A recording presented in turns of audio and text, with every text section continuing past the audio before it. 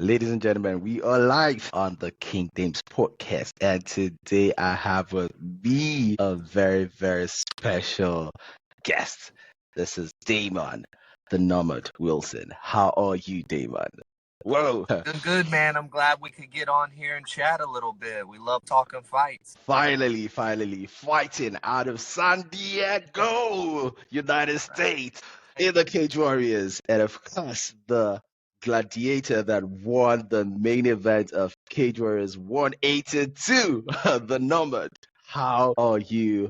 Congratulations. How does it feel after that fight? Man, it felt good. Being the main event was a huge opportunity, and I was glad I was able to seize the moment. I wanted to get a finish, but it's hard to get these guys out of there. So I was glad I could get a highlight reel knockout and give what they want. I mean, that's what we're trying to do here, trying to give the fans a good, entertaining show, and I think I was able to do that on that night. Not just getting it done, but getting it done in spectacular fashion. What else can you ask for? And of course, close to Christmas. And of course, you said this is hard to beat, this Christmas jumper. I had to put on the Christmas That's jumper nice. for you. That's Remember, nice. the other time we were speaking of, okay, it was 4 a.m. UK time, Yeah. just before the fight, but we had technical issues with the connectivity. And it was a connection from San Diego, not from London. Yeah. And finally, we make it happen. Yeah, I had some rough connection. I stay in a campground over there. It's by a busy highway, and yeah, I never have the best phone service and the internet connection. So, but it makes me focus on my training a little more. Yeah. Not playing as many video games and shit. Definitely, you're in focus mode, and apparently it's quite close to Christmas. So what does Christmas mean for you, and what does this win come in as a Christmas gift? Santa boxed it, wrapped it up nicely for you. Like, how does it feel, not just Yeah. winning, but also around this time of the year, the season? Yeah, it's always hard taking fights around this time of year because the holidays, Thanksgiving comes in November, and then Christmas, and then New Year. And I've done it several years, and it's always something that I got to talk to with my wife, to make sure she's on board, because it is, it's the time of year where you're wanting to spend family time. And It's like, man, I treat this, it's my job, fighting's my job. And sometimes you can't take days off around the holidays. And obviously, cutting weight's always a little more difficult, but I was glad that I was at least able to get this one in before Christmas. Yes, so like be part of So the it was Christmas it was feast. a good Christmas present for sure. And then I came home, and I've been, for the last 2 weeks now, man, I've been eating too much food. I will say that I've taken a little too far on the sweet treats. I've eaten too Whoa. many cookies, and my weight's blown up a little bit, but that's all right. Once New Year comes around, we're going to get back to the grind and be all right. And of course, you're no stranger to taking fights around, the festive season. I think, was it last year you did take the New Year's Eve fight or something? Yeah, Yeah. two years ago, I fought New Year's Eve in London, and that one was much more difficult because then I was going past Christmas. Had to watch the weight. I didn't even come home to see my family. I was out in San Diego just training on Christmas Day. And that's always a little difficult, but we make sacrifices in this game, and I was glad that I was not didn't have to do that this go round. So, but yeah, man, I mean, you can't pass up on opportunities to get in a fist fight. Whoa, get in a fist fight. And of course, I would like to see you in another fist fight in London again, because I Sure. would like to go to that event and of course be VIP again, Cage Warriors. I do appreciate, the level of talent, the level of organization that you guys have with Cage Warriors. The talent is really, really impressive. And of course, I was VIP at Cage Warriors 180 in London at the O2 Arena. And something that really, really caught my attention was the level of grappling talent that is available in the Yeah. Cage Warriors promotion. And now I see why it is a very big promotion that is a pipeline into the UFC, because these guys in the Cage Warriors are tested and trusted. So out of 10 fights in that event, I think about four of the fights, ended in submission victories. So tell me, what's up? Are you guys taking Brazilian Jiu-Jitsu too seriously in the Cage Warriors? What's happening with the Yeah, grappling? no, I think it shows the evolution of MMA. It's if you're not caught up with your grappling and jujitsu, then you will not last long. And I think you're seeing that in Cage Warriors, especially in Europe. In the U.S., we do a lot of wrestling as kids. In Europe, wrestling isn't as important when you're young, but you're starting to see it more and more. And that's transitioning more to the grappling that you're seeing in fighting. And yeah, there's some phenomenal grapplers in Cage Warriors that are coming through the ranks, and I think if you're not sharpened up on the grappling, I mean, you will not last long in this game. So I think you're just seeing the evolution of MMA, and you're seeing it in Cage Warriors. Oh, wow. So I'm going to put you on the spot right now because I like to ask everybody that I talk to in the world of MMA this particular question, and that is about the philosophy of mixed martial arts. That is, what are the disciplines you need to be successful, to be a well-rounded MMA fighter? So for me, my own philosophy is that you need a striking, and for the striking, I go for Muay Thai, kickboxing, wrestling, and Brazilian Jiu-Jitsu. So those are the top three disciplines you need to master in order to be a well-rounded MMA fighter. So for you, what are the top three disciplines you would say?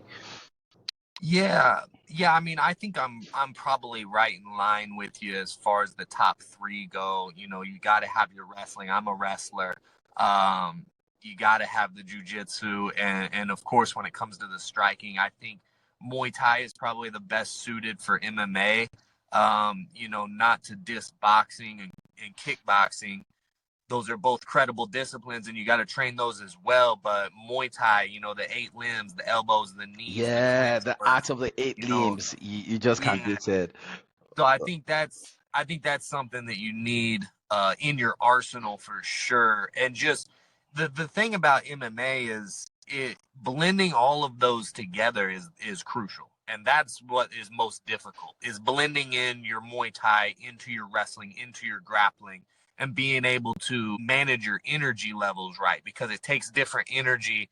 It fatigues the muscles differently in Mhm. each aspect. So I think that's probably the most important thing when it comes to MMA is being able to blend those aspects. But yeah, I mean, you got to be training all of it. But yeah, I love a good Muay Thai base and then mixing your wrestling and grappling for sure. Okay, speaking of Muay Thai, right, briefly, looking at the art of the eight limbs, for me, I feel like a lot of people undermine how vicious the art of the eight limbs are, especially with the utilization of the elbows and the knees. The elbows are very, very strong, and you can easily slice anybody up with the elbows. The knees as well, if you Yeah. utilize them well, right? So what would you say in terms of how people undermine Muay Thai? Yeah, I think, like you said, man, they're dangerous. Like, so for instance, I mean, the only time I've been finished in MMA was from an elbow. That fight on New Year's Eve in London against Tobias Harila, a knockout artist, I got caught with an elbow right under the ear, which is a bad spot to get hit. And there's something about those elbows, the bone on bone connection. We wear gloves on the fist, so it's that leather that you're getting, but man, that bone on bone, and same thing with the knee. We just saw that in my most recent fight a couple weeks ago. I mean, I bashed my knee off the kid's head, and that does not feel good. That's it's kind of crazy that we put gloves on our fists and not on our knees and elbows because they're more dangerous in The my more opinion. dangerous. But yeah, yeah, I mean that's something that you got to train for, and that's the other thing is it's hard to train for that stuff because in the gym you can't, you got to wear knee pads, you got to wear elbow pads, and even with knee pads and elbow pads, sometimes your elbow pad slips off and you cut your teammate. So a lot of guys don't even train or spar with knees and elbows. So then when they get in a fight, it's something new, it's something different. So yeah, it's hard to balance that in training and then translate it into the fights. But man, yeah, knees and elbows are viciously dangerous, especially with the lacerations that they can cause. But yeah, that's something that I've been working on in my training is trying to utilize it in sparring and live goes more. But yeah, it's a hard balance. Oh wow. So from a health and safety perspective, do you think this is something the athletic commissions need to look into, probably introducing wearing knee pads and shoulder pads for pro MMA athletes? Like how do you think that changes the complexion of the sport? Yeah, no, I don't think they need to do that just because it's a primal sport. We know what we're getting into. Because some people have suggested that we shouldn't even wear gloves, that we should go bare knuckle. And really, No I think, way. No yeah, way. Let's leave bare knuckle for bare knuckle. Shout out to my friends at the BKFC. I agree. Because really, the gloves on the hands, I mean, that protects your knuckles from getting shattered, essentially. Because when you hit a hard skull, it's going to break a hand, but it's not necessarily going to break an elbow or a knee. So yeah, I don't think the pads are necessary.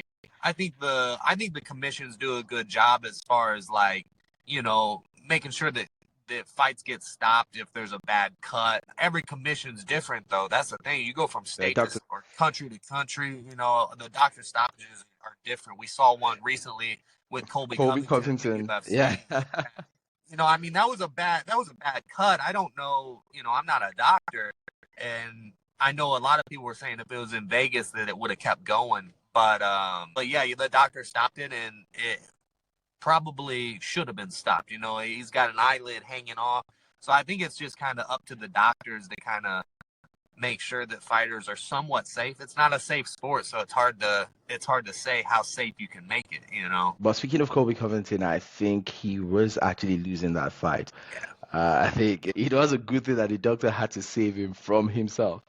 Yeah, exactly. That's the thing is guys are too tough. Guys are gonna keep going if their ears hanging off, if their nose is hanging off. Like guys are tough. So yeah, it's just sometimes the doctor or the ref has got to save you from your own damage. For sure. Yeah, because he live to fight another day. Yeah, exactly. Yes. There's this African proverb. It says, "Akíkanjú tí ò bá mọ̀ sá, bí ọ̀lẹ lórí," meaning like a warrior, right? A brave warrior that does not know when to retreat is as good as a coward. Wow. Wow. Yeah. That's interesting. No, I like that. I like that because yeah, I mean I'm into that kind of stuff. Like I read the book Art of War and stuff like Mhm. that. And that's stuff that it talks about. Like if you know that you're down and out, Yeah, it's you probably should. better off that you save yourself a death and come back the next go round. So yeah, that does kind of make sense. It's hard to get that through to fighters though. When you're in there, you want to be kill or be killed mentality is what a lot of guys go with. But yeah, I think sometimes you should fight another day for sure.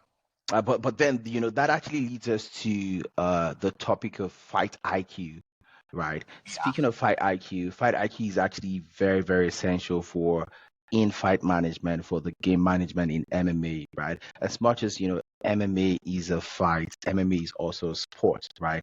And it's not just a physical sport, it is a mental sport. So I'll take case in point an example, Justin Gaethje, right? We see him as a human highlight reel, right? He comes in, kill or be killed, right?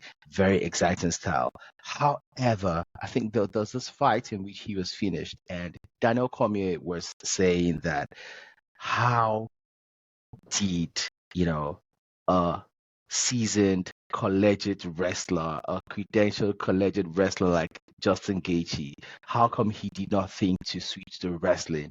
Yeah. He saved himself. We've seen people like Merab Dvalishvili, mixing in the takedowns, mixing in wrestling, right? We saw him hurt in, one of those fights. I think, Marlon Moraes had him yeah, hurt the, the really yeah, bad. yeah, the Marlon Moraes fight, right? He was able to use that, the takedown to save himself, Yeah, for sure. And we've also seen Justin Gaethje, after starting working with the coaches himself and Kamaru Usman.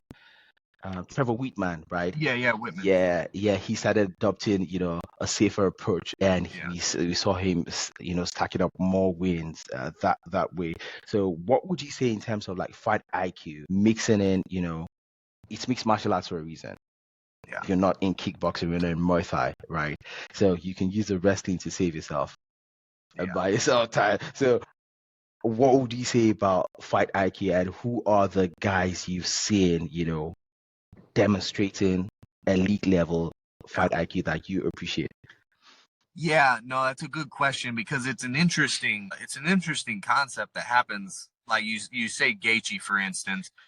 I think there's a lot of variables that go into him when he's not using his wrestling. Mhm. First off, he wants to be that highlight reel for the fans. So he's got that mentality going in, and that's already making you think, well, I'm not going to wrestle. So then when you get hurt, you start getting beat up.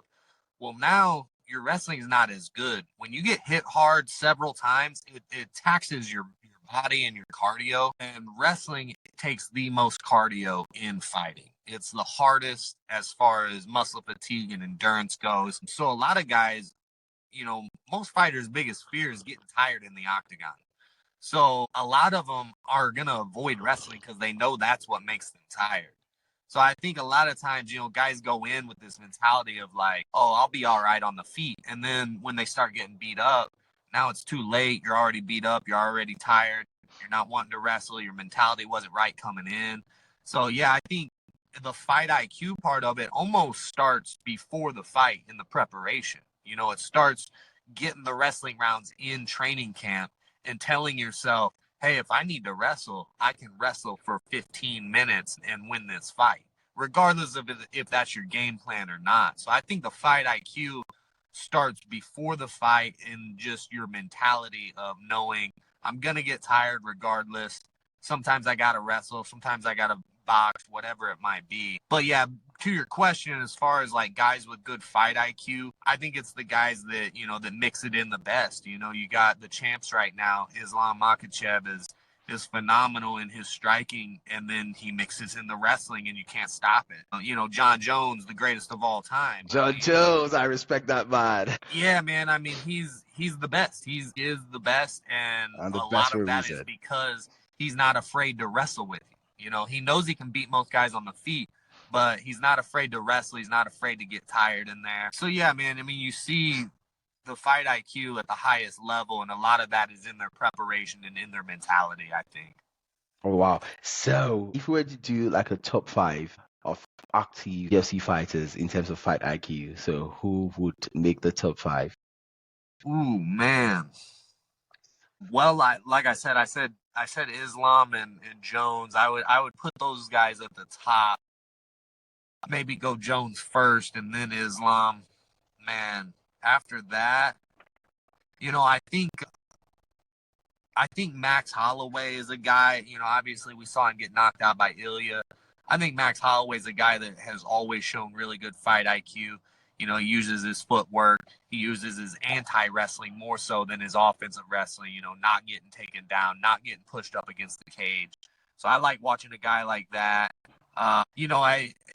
This guy is no longer around. He retired, but Mighty Mouse, Demetrius Johnson. Wow, Demetrius Johnson. I would say I, he might have been the best fight IQ ever just because the way he blended in everything and mixed things up. He had finishes in the clinch, on the ground, all kinds of stuff. But yeah, I'd say those guys got to be in the mix.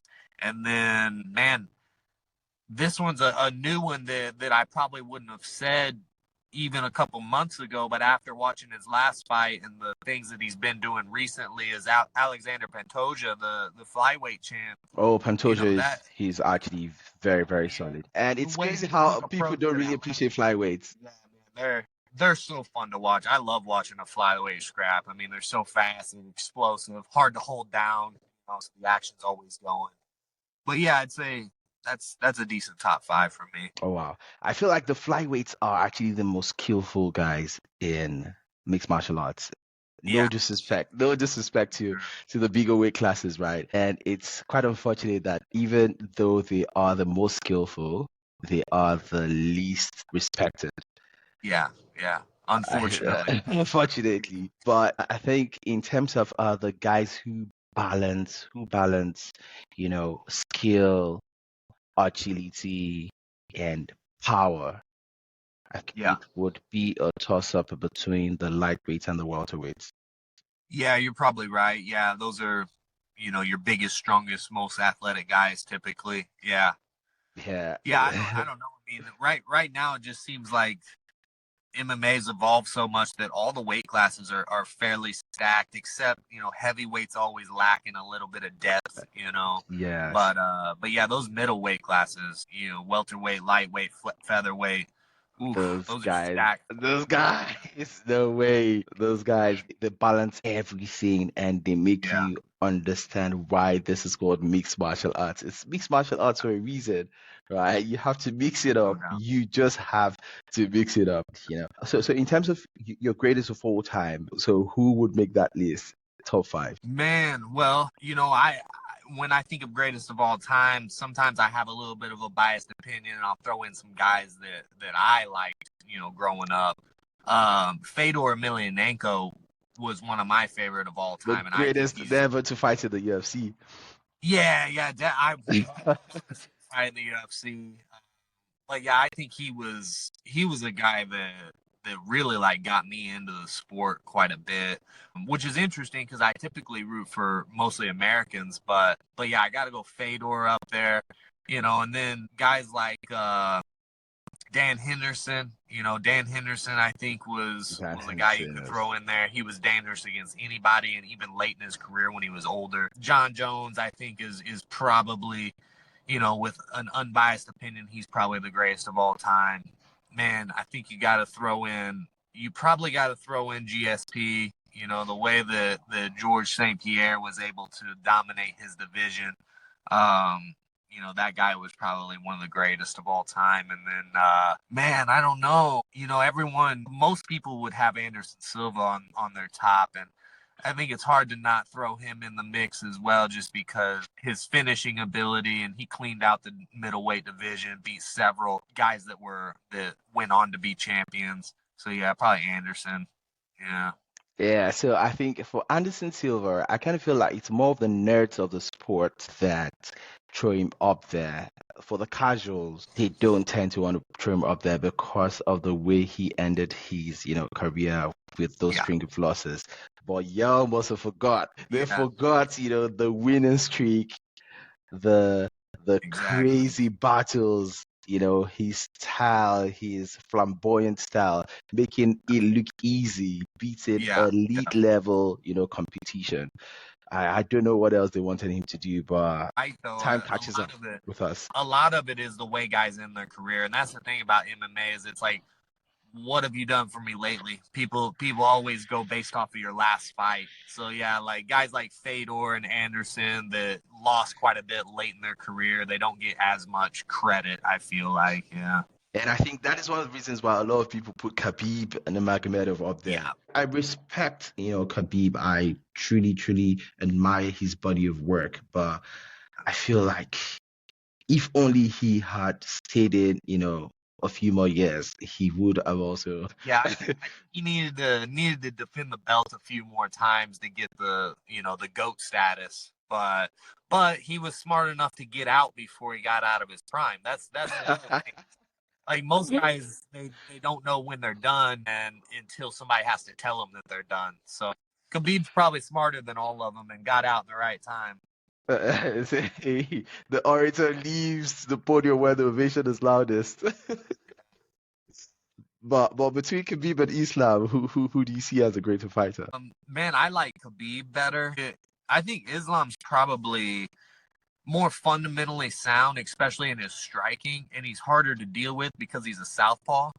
But I got to go Khabib. The way Khabib was able to push people with his forward pressure and his pace, his volume, he has a lot more volume in his strikes and what he's trying to do than what Islam did. So I prefer watching Khabib, and I prefer his style. And the way he was able to hold guys down and smash them is just unbelievable. But with that being said, I think Islam's probably a little more fundamentally sound when you're watching him and just technique wise. Yeah.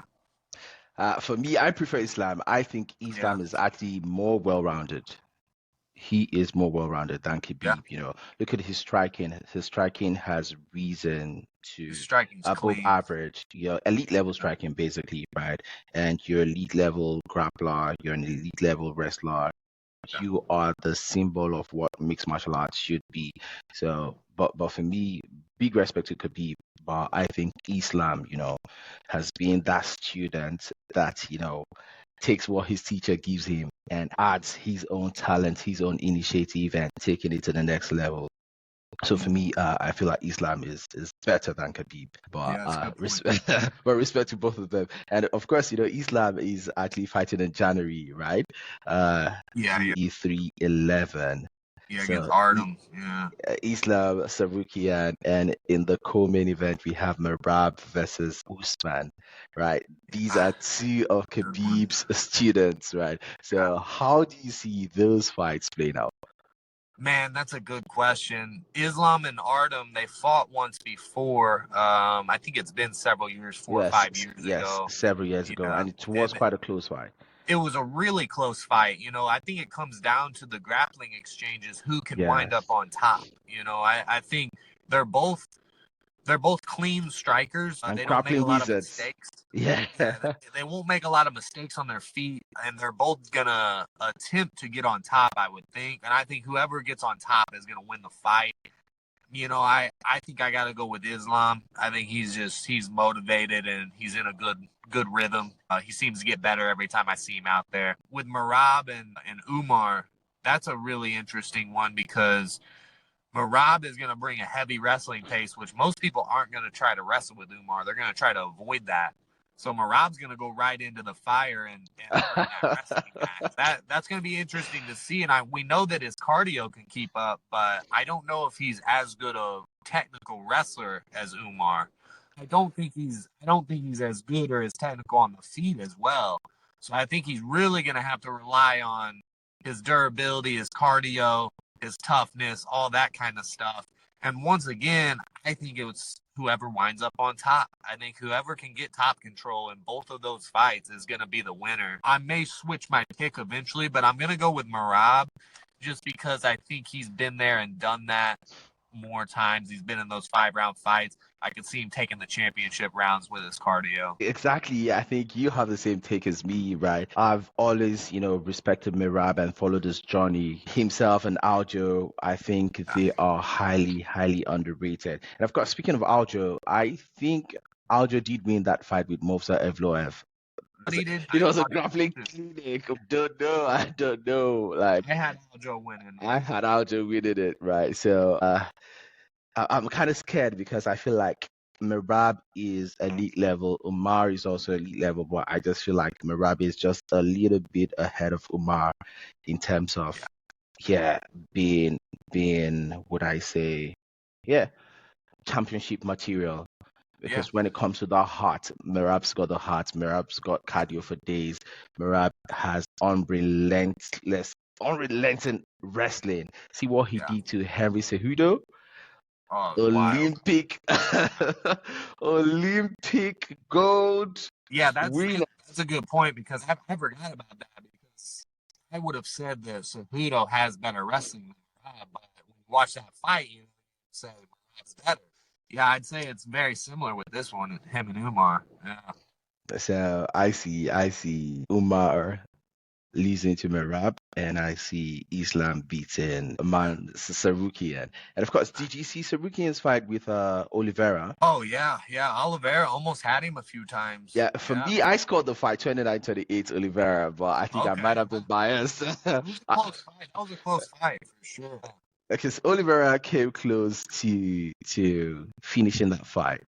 Yeah, he almost tapped him out a few times. Yeah. A couple of times, even towards the end of the fight as well. Like if there were just a few more seconds, like he had him in that choke. But Sarukian is quite tough. I like to see them run it again. But if Islam does beat Sarukian, it means that he would have to fight Oliveira again because Oliveira did win his last fight.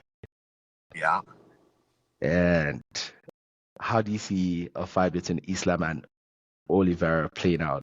again? Man, Oliveira is always dangerous. He's probably one of the most dangerous guys in the division just because he can finish you at any point in the fight with any kind of weapon. So it makes for an intriguing matchup with whoever he goes with.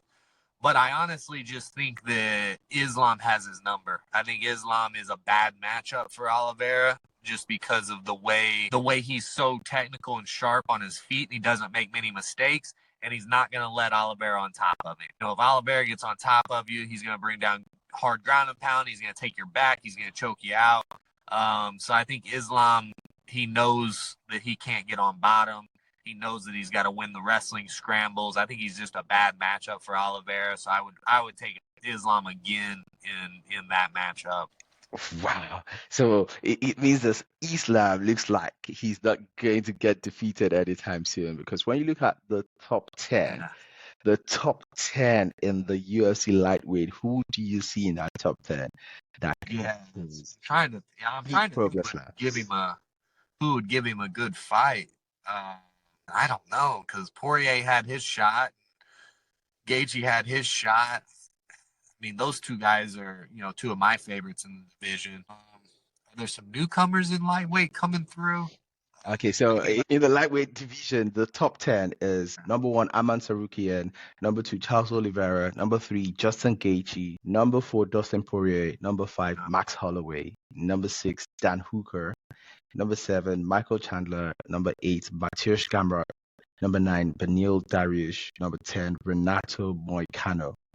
At number 11, we have Rafael Fiziev, number 12, Benoit Saint-Denis, number 13, Paddy Pimblett, number 14, Jalen Turner, and number 15, Joel Alvarez. Yeah, it's a dangerous division. There's not a lot of names up there that I would take against Islam, but I would say two guys that are flying under the radar are Rafael Fiziev. I think Fiziev has incredible striking. I think he can beat Islam on the feet, and he's a short, stout guy that has good hips, so he's hard to take down. So I think Fiziev would be a tough matchup for Islam. And then Joel Alvarez, he just came off of a really good win. He's finishing everybody. He's super talented. I don't know if his wrestling's up to par to stop Islam, but he's a dangerous threat for sure. But yeah, maybe some of those guys down at the bottom might break through this upcoming year. Oh wow. But then, Islam has been saying he's tired of, fighting guys at lightweight, and he wants a second belt, welterweight. Do you see Well, do you see him claiming that belt at welterweight?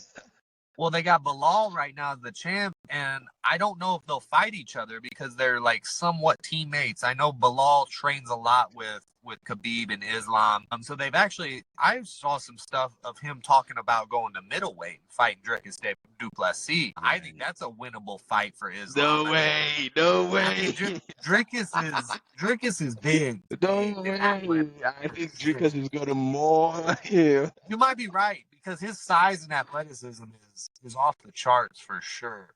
No way. Don't do that. I guess he's fighting Strickland coming up. I think they're rematching Duplessis and Strickland. I guess you're probably a Duplessis fan, huh? Because he's African. He's African. He's my African brother. No, I like him. I like Duplessis. He's fun to watch. He's an animal in there for sure. Yeah, even though I have a bone to pick with him because he beat my boy, Israel Adesanya, and Israel is Nigerian like me, from the same place like me in Nigeria. So, but then we're all African, so we're happy. Israel will get back up to the top, and he'll probably fight Duplessis again, I would imagine. He's fighting in Mavov in February. Oh yeah, they did schedule that one. That's a good fight. He'll look good against him. Yeah, so beat him up and then be in the title contention again. For sure. What do you think Strickland beats? Do you think Dricus beats Strickland? So I think the first fight was razor close. I think Strickland can beat him. He needs to get going faster earlier instead of relying on those late rounds. A lot of guys rely on Duplessis gassing out because he looks like he's slowing down. He looks like his movements are labored. but he's really good with his like cardio threshold. He's really good at fighting while he's tired. So I think Strickland needs to get on the gas earlier in this fight, start taking it to him in round 1 and 2. I'll take Strickland though. I think Strickland can beat him, get the belt back.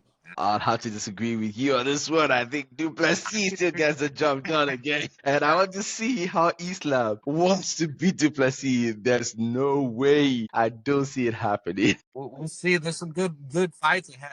I, I don't see it happening. But then I see him possibly, getting about our welterweight because we have Bilal Muhammad who's going to fight Rakhmonov. Yeah. I like Rakhmonov. He's tough. Rakhmonov is tough as well. Real tough. But do you see Rakhmonov beating Bilal? That's the big question.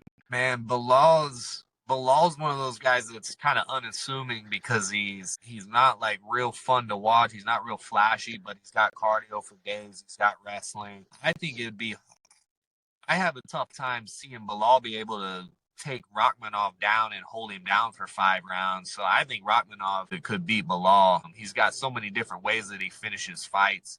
So I would say Rakhmonov could probably finish Bilal. I've seen Bilal get knocked out before, and that's how I think that fight would go. For me, I think I lean more towards the Bilal side because I have always believed in Bilal. I don't know, maybe because of his moniker, his name. Remember the name. Yeah. I think I saw him, was it 2018 or 2019? And then I have followed his journey through. I'm like, nice. Okay, this guy. He's a good dude. Yeah, and his work ethic is very, very massive. He's not the most talented of individuals in the sport, but he is one of the hardest working individuals in the sport. And it's glad to see him rise up to become champion. And of course, he's quite smart in his approach, in his methodology. It might not be the most impressive to watch, but it is effective. Effectiveness and efficiency is what we're looking for. And of course, if he gets the work done, you can't deny him. He became undeniable. He had to work so hard to earn the title shot. And of course, we saw what he did with it. So in terms of Rakhmonov, I think Rakhmonov is quite, overconfident, right? Thinking, Bilal is not on my level. But if Bilal does what Bilal does, well, we all know what he's coming to do. And people have not been able to stop him from doing what he wants to do. He imposes his game plan on you. He wants to ground and pound you. He wants to wrestle you. He wants to put you up on, against the cage, and he gets it done. And the thing he's got, this, on the mind striking. We saw how he was able to stand, strike for strike with an elite level striker like Leon Edwards. He's been in there with some of the elite level strikers in his division. Look at Stephen Wonderboy Thompson as well. So as well rounded as you can be, and that's what makes him difficult to beat. Yeah, I could see him definitely defending the belt a few times, but man, it's so hard to defend the belt in modern UFC. It is hard. It is hard, but it's a lot of moving variables because if Rakhmonov does win the belt, we'll likely see Rakhmonov versus Islam. Yeah, that'd be a fun one. So Islam versus Rakhmonov, who wins that one? I feel like I'm a little biased towards Rakhmonov just because I like the way he fights. I like the way he finishes fights, and I think his frame is really good for the division. He's kind of long and tall, but also strong, has good leverage. So yeah, I'm a little biased, but I take Rakhmonov. I don't know though. Time will tell. Time will tell, but then I think I lean towards Islam. I lean towards Islam. So interesting. Let's talk about you. Your moniker, your nickname is the Nomad. What does it mean to you as a fighter, and how did you come about that name? Yeah, so the Nomad is so in ancient times there was nomadic tribes that traveled the globe, not necessarily resting in one location, but they would basically lived on horseback, and they would go from place to place, not really having a home. So that's kind of, I got the nickname because I've traveled since I graduated college. I've basically traveled the U.S. working. I was doing roofing for a long time, and then I started fighting. And so I basically just been traveling. I live in a camper. So that's kind of where the Nomad name came from. And then on top of that, it's interesting enough that it's actually my first name spelled backwards. So my name's Damon, Damon. Whoa, that's true. So it's kind of interesting that it worked out that way. But yeah, I'm just a nomad, man. You know, I got a lot of fans all over the country, and a lot of fans in Europe as well. So yeah, the nomad has been a nice little moniker for me for my fight career. Wow, speaking of the nomads, in Europe we have the gypsies, and of course in Yeah, yeah. Africa we have the Fulanese. Right, the Okay, Fulanese are the nomadic tribe, interesting. In Nigeria, and they are like widespread across West Africa. So the Interesting. nomads, they have this way of influencing cultures across like different geographical regions. And you are more of the global nomad because with what you Yeah, do yeah. in Cage Warriors. Well, that's really interesting, and that makes sense when you say that. Like, they influence cultures. It makes sense Yes, because they're going from place to place and exactly. taking Mhm. cultures to other cultures. So yeah, Mhm. that's pretty interesting. I never really thought about it that way. Yeah, because you learn a lot, from traveling across different places. Because for me, like when I was growing up, when I was young, my best subject in high school was geography. Okay. I loved geography so, so much. Like there was this abandoned library in my area in Lagos, Nigeria. And when I went to the library, I was like, why would somebody abandon a library? And of course, I just took one of the books from the library, and it was a geography book. And I Nice. started reading it, and it's like really, would I say, sparked my interest in learning different cultures, going to different geographically significant places, across the world. So for me, I love to travel as well, seeing some of those things from the geography textbook. So I've been to Morocco, for example. I've been on the Atlas Mountains in Morocco. These are like geographical structures that you've read in the books, right? I've been to Yeah. Northern Ireland, for example, the Giant Causeway. It's, those beautiful natural occurrence of rocks, beach, the coastal Yeah. region, right? It's really, really beautiful to behold, right? I actually And had. I've been to that place. Yeah. wow, you made it like wow, Yeah. it's it, Very it's beautiful. it's just beautiful. Like you can't, words are not adequate to explain the natural Yeah. wonder. And UNESCO lists it as one of the seven natural wonders of the United Kingdom, right? Okay. And one thing with traveling, for me, I always say traveling is an essential part of a human being's education, right? So what would you say you have learned, from traveling across, different regions, becoming a better person for yourself? Yeah, yeah, no, I love traveling as well. My wife and I try to travel as much as we can. I haven't been out of the country as much as I would have liked, but yeah, I did visit Ireland. I think, like you said, it's just like gaining knowledge of other cultures is just really interesting. Mhm, Seeing the food that people eat. I love mhm. food. Like I kind of live for food. So, seeing the different food in the different regions is always interesting to me. And it almost plays into how they live their lifestyle as well. Like in Ireland, I had like a ton of good stews and bread, and The it Irish makes me stew. like, yeah, it kind of makes sense though, because they seem like they're kind of like hardy, country people. They Mhm. live in the countryside and they eat stew and good bread, and the bread is like kind of denser. It's like denser than the bread that we have here. And Um, of course, to drink a lot of beer as well. yeah, And yeah. whiskey.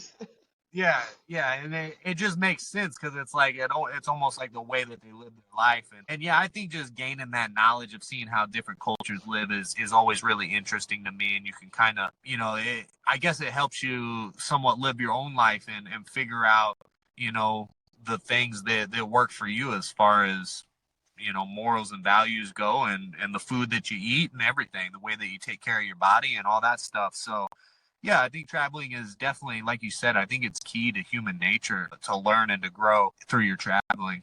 Yeah, it's really, really essential for your growth and development as a person.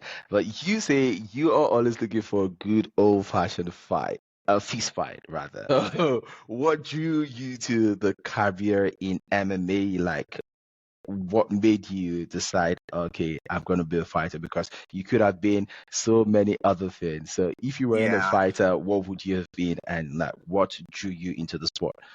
Man, I grew up wrestling, and that one-on-one combat competition has always been in my blood, and it just felt like I was naturally drawn towards fighting. And it has nothing to do with like being a violent, mean person or anything. It's something to do with just like the competitive spirit and something primal within our instinct of like, just defending ourselves and fighting for what's ours.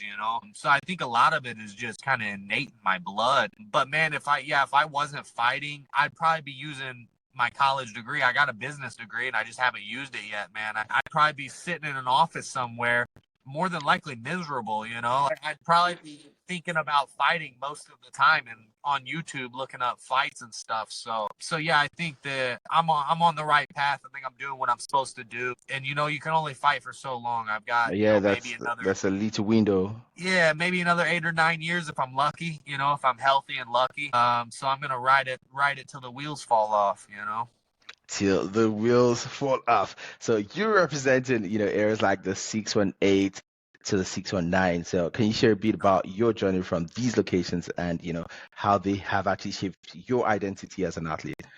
Yeah, I appreciate you asking that because I say that a lot, and a lot of people probably don't know what it means. But so yeah, my area code where I grew up is the 618. So that's Southern Illinois, and a little bit of Eastern Missouri. So yeah, that's like my home, my roots. Where I was born and raised, and my people that have supported me for a long time.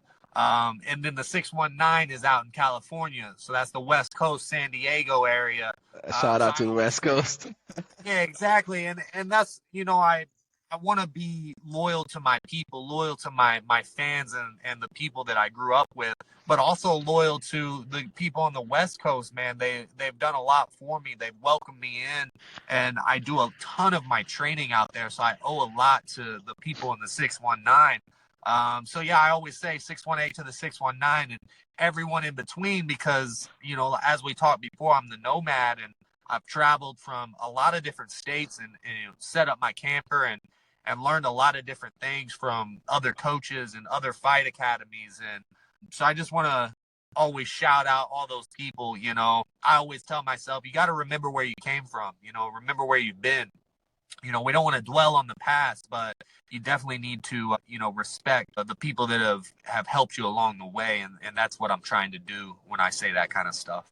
The East Coast and the West Coast do have a rivalry. So can you speak a little bit to that? And what is the reason behind the East Coast versus West Coast rivalry? Yeah, that's funny. I haven't spent as much time on the East Coast. I've visited a little bit out there, but I haven't done a ton of training. But you're right. There's always an East Coast versus West Coast rival, and I'm the 618 here in Illinois. We're right smack dab in the middle. We're in the what's called the Midwest, but we're right in the middle of the United States. But it's funny, when I was in college, I was wrestling a little bit, and there was always that West Coast versus East Coast rivalry. I don't know. I'm not sure what it comes from, or they're on opposite sides of the country. It's not like they're close together or anything. But I think maybe it comes down to the seafood. Who has better seafood? Maybe it's the oysters on the East Coast. The oysters on the East Coast are a little smaller than on the West Coast. Maybe that has something to do with it. But But then there's honestly the hip hop rivalry as well. yeah, Right yeah, from no the days of doubt. Yeah, Tupac, Pac and Eminem. Biggie, sure. Yeah, yeah. I don't know. I'm just trying to get along with everybody. Whoa. So, how would you describe your own fighting style rather, and how does it set you apart from other MMA guys? Yeah, I take a lot of pride in my fighting style. I always tell people that, I was a fight fan before I started fighting, and I Mm. always told myself that if I fought, I was going to fight a certain way. And it's the way that I want to see people fight. Like, it's the way when I'm watching, like, I'm like, man, I want this guy to do this. I want this guy to do that. So when I fight, I try to fight in a way that makes myself proud. And I think a lot of it's based on effort. A lot of it's based on taking a fight to someone, forward pressure, lots of punches and kicks, never stopping, never quitting, always looking to finish the fight and give the fans what they want. That's what my fight style is based on. And sometimes things change in there. You might be getting beat up and have to mix in something else. But yeah, I always try to just go out there and give it everything I got. I've had a couple fights that weren't as exciting as I would have liked them to be. I had one, 4 or 5 fights ago where I injured my knee in the first round. And I'm going to be honest, I fought kind of like a bitch the rest of the fight. I wrestled and held on quite a bit, and I wasn't proud of that after the fact, but in the moment I had to do what I had to do to get the win. So that plays a role into it, but at the end of the day, yeah, I just want my fighting style to be exciting and something that people look forward to watching. Interesting. So that leads me to my next question. As a nomad, do you approach fighting with a sense of freedom and adaptability? And how does that philosophy influence your training and your mindset? Yeah, 100%. I say that I've never felt more free when being locked in a cage. And it's like, it doesn't make any sense. It's like you're locked in a cage in your underwear about to fight a grown man in front of hundreds of people. And that's when I feel as free as I've ever felt. As free That's as a when, bird. yeah, like nothing else matters. You're not thinking about the bills that you got to pay when you get home. You're not thinking about, anything. It takes all of the stress away, and you're able to just be free and be you.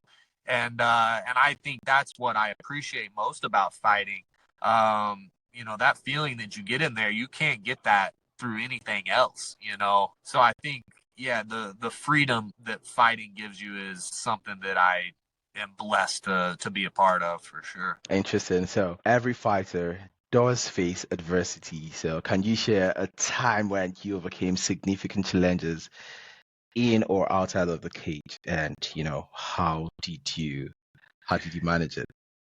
Yeah, I think for me, the most adversity that I go through is usually with injuries. So obviously, like losses hurt and shit like that, but I think it's the injuries. I had a pretty rough college wrestling career. I was hurt a lot. I had double shoulder surgeries. I had a knee surgery, and this was all before I ever even started fighting.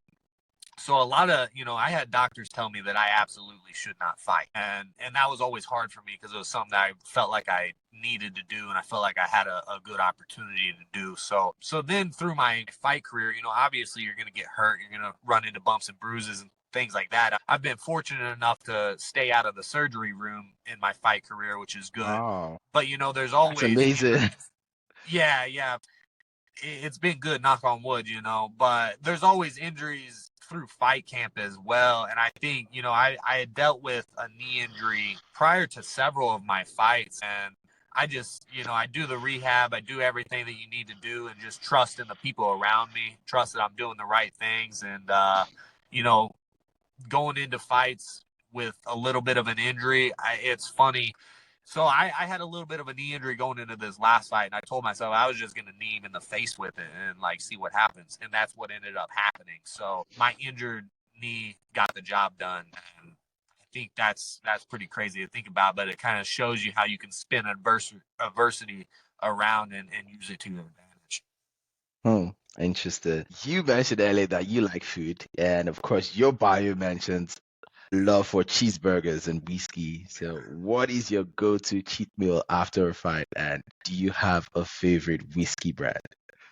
Yeah, so I probably a double cheeseburger, smash burger, double Wow. cheese smash. That's probably my go-to meal afterwards. There's a lot of different places that I'll go to get one, but and then as far as whiskey goes, whiskey just complements a burger just perfectly. I'm more of a rye whiskey guy. So I like Bullet Rye. Actually, one of my friends got me a Christmas present yesterday, and it was called Rittenhouse Rye, and I'm gonna crack into that probably here tonight and test that out as well. But yeah, those are a couple of my favorites. Yeah. So do you like your whiskey on the rocks or you like it? That's great. I do like it on the rocks. Yeah, I like it on the rocks with a little bit of chill. I know a lot of like hardcore whiskey drinkers would probably not appreciate that. They like it neat, which is Yeah. just how it is. But I like it a little bit chilled. For me, I think the only kind of whiskey I like, probably like clean, is something that's got flavor, something that is Yeah, smooth and has got flavor. for Yeah, sure. you Yeah. would appreciate the artistry of, the whiskey. And of course, did you do any whiskey tasting in Ireland? I don't think I did. No, I don't think so. We went to Guinness, the Guinness factory, but didn't Oh, do any you did. whiskey. So next time you should. Okay, yeah, that's Dublin. The Guinness factory is in Yeah. Dublin. So I was in Dublin. I was in Belfast as well. So in Belfast, they've got Bushmills.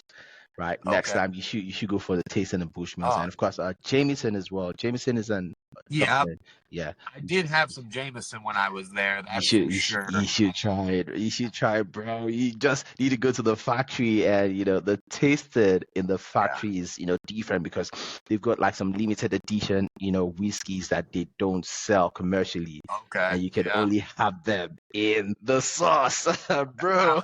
Yeah. I'll definitely hit that up for sure. Nice, nice, nice, nice, nice. So, how do you balance the rigorous demands of MMA with your personal interests, your business and your downtime? Yeah, my downtime right now is basically watching babies. I got a couple babies. I got a 1.5 year old and a 1 week old. So, Wow, when congratulations, congratulations, bro. thank you, I appreciate it. Yeah, so really, when I'm not fighting right now, I'm taking care of babies. It's not really exciting. Babysitter duties. But yeah, I go from being as violent as you can be to being as gentle as you can be, and I think that's a good yin yang philosophy to have in your life. You gotta be violent in order to be gentle. But yeah, that's about all I'm doing these days. Yeah, Sometimes you need to be violent, right, in order to be that protector.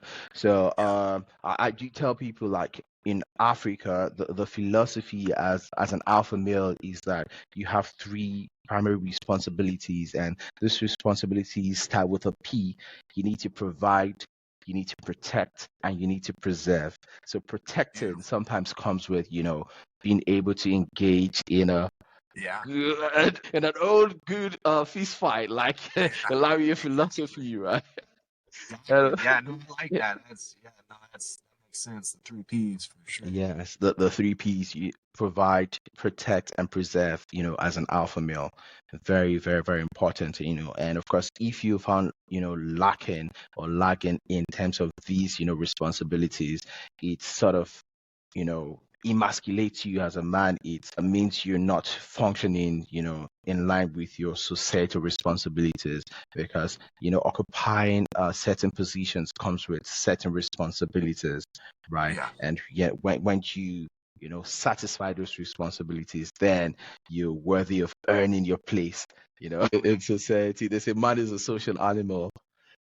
yeah, yeah. I Mm-hmm. agree. So what are your short-term and your long-term goals, in Cage Warriors and MMA? Yeah, I mean, in the short term, obviously, I'm trying to get in the UFC, and if I've got to win the Cage Warriors belt to do it, I'm more than happy to fight for the belt. Yeah, hey, Okay, Dana, I've got a request. been trying to get Dana to get me on Contender Series this upcoming summer. They're gonna have Dana White's Contender Series, so I'm hoping to get on that. If I gotta win one more, I'll do what I gotta do. But I think that it's definitely in the near future. And then, as far as long term, once I get to the UFC, be able to make a little bit more money, be a little more financially stable. At that point, I just want to have a good, long lasting career. Be in there for the next, 7, 8, 9 years, and be able to retire with something to look back on and hold my head high. And that's really all I'm looking for. Obviously, we're always striving to win belts and to be a champion. But I want to be able to do this sport for a long time. Yeah, at the elite level of the sport. And of course, you're quite close to the UFC because I'm able to watch your fights on UFC Fight Pass. Yeah, for Many sure. thanks. Many thanks to the collaboration between the Cage Warriors and UFC. I love that collaboration a lot, and I see the Cage Warriors as a pipeline into the UFC. And of course, I see you getting into the UFC very, very soon. Of course, I've got Uncle Dana on speed dial. Uncle Dana, you just finished your 16 days of Christmas. And of course, I did not win anything. But then, I am wearing my Christmas jumper and I have just one request. Uncle Dana, sign Damon the Nomad Wilson. And of course, you're going to make me happy. Love it. I love it. There you go. I have done the call out. And of course, we just need to clip this and send this to Uncle Dana. Tag Uncle Dana, tag UFC, tag Cage Warriors, tag everybody. They have to listen to us. You got to give the people what they want, I want to see the Nomad knocking people out. So. I'm telling you, I'm telling you. So when your fighting career is over, like, how do you want to be remembered? What legacy do you want to leave, as an athlete and as a person as well? Yeah. I don't know. I obviously, like, I want people to, respect me not only as a fighter but as a man. So the way that I carry myself hopefully will hopefully connect with people and make them realize that, I'm just an ordinary guy that likes to get in a fist fight. Yeah, work ethic and things like that. And obviously, being a good father is a big one. So, as far as legacy goes, it's just kind of simple in those terms. Just, be a respected man and a respected athlete when I leave the sport. I think that is fantastic. Wow. So I think I've got a few fun and rapid fire questions for you. So if you could fight any historical figure in a good old fashioned fist fight, who would it be and why? Any historical figure? I've never thought about that question. I would probably go with, I guess I would want to fight a guy like Genghis Khan. I think he was in charge of the Mongols and he destroyed like a lot of people. He killed like 70% of the population at the time. So Genghis Khan. Yeah. That's a Turkish origin. Maybe get a hold of that guy and see what I can do with him. Wow. So one training tip you could swear by that might surprise people. A training tip? I mean, the simplest thing when it comes to getting better at anything, but especially, training for an MMA fight is consistency, man. Showing up every day. Don't make it to practice or show up late or whatever it might be. And I'm like, man, like, that's the easiest thing that you can do is show up. You just need to show up. You just need to keep showing up. And, it's something that is simple but difficult at the same time, right? Yeah, you just need to keep chopping the block. Anything you are doing in life, right? Just keep doing it. Just keep showing up, right? So, for example, this podcast, I started this podcast just a year ago. And of course, I just kept on, producing an episode each week without fail, fail. And of course, it's grown up to this level. But there are a lot of people who start something, who start their show, they probably take a month's break, you just need to keep doing it if you want this thing to grow. And of course, anything you keep at, you will keep getting better at. That's just the fact, right? It's very simple. If it's academics as well, right? You just need to keep studying every day, every week, every week. And of course, you will get better at that thing. Anything you water consistently just has to grow. So the thing is, a lot of people think about like the end result, think about the big body of work they need to put in. But then when you divide it, when you break it down, you discover that you just need to put in a little effort every day, and you will get better. I'm really, really happy with what you said about consistency. So what is a song that gets you hyped up before a fight? Well, probably my walkout song. So I've changed my walkout song a few times, but I went back to my original walkout song for this fight. Can't Be Touched by Roy Jones Jr. So Roy Jones Jr., the boxer, he did Yo, must have forgot. So Can't Be Touched, and it goes way back to my high school wrestling days. We used to run out to that song before matches. So it gives me a little feeling of invincibility, I guess. Oh, wow. So if you weren't an MMA fighter, what do you think you'd be doing instead? Well, so I would probably be my job before this was roofing, so I would probably be up on a roof nailing shingles and things. So yeah, nothing too exciting, but yeah, my dad's a carpenter. He builds houses, so I'd probably be helping him or something. Yeah.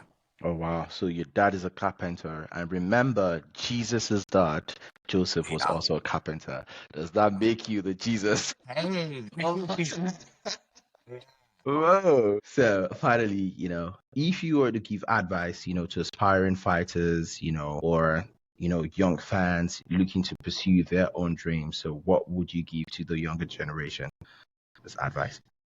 Yeah, I would say, find your purpose in life.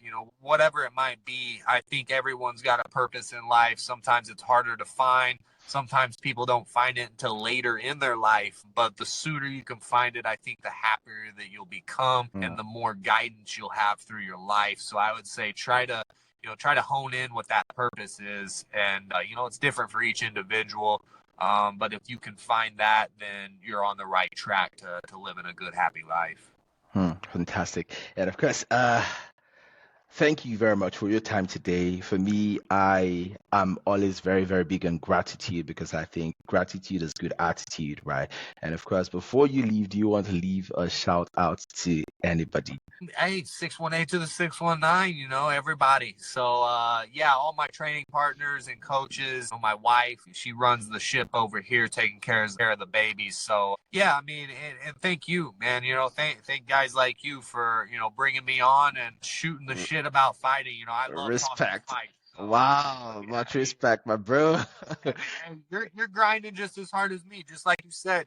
You set out a goal to do this podcast and Yeah. you're doing it, and I respect that. So yeah, Success is thank you. key. Thank you very, very, very much, my brother. I really, really appreciate you. And of course, if you have stayed with us till the end, please subscribe to the channel. Yep. And of course, follow the Nomad on Instagram and all social media platforms. Show some love, show some support. And of course, the future is bright. Thank you very much, guys. Oh yeah, appreciate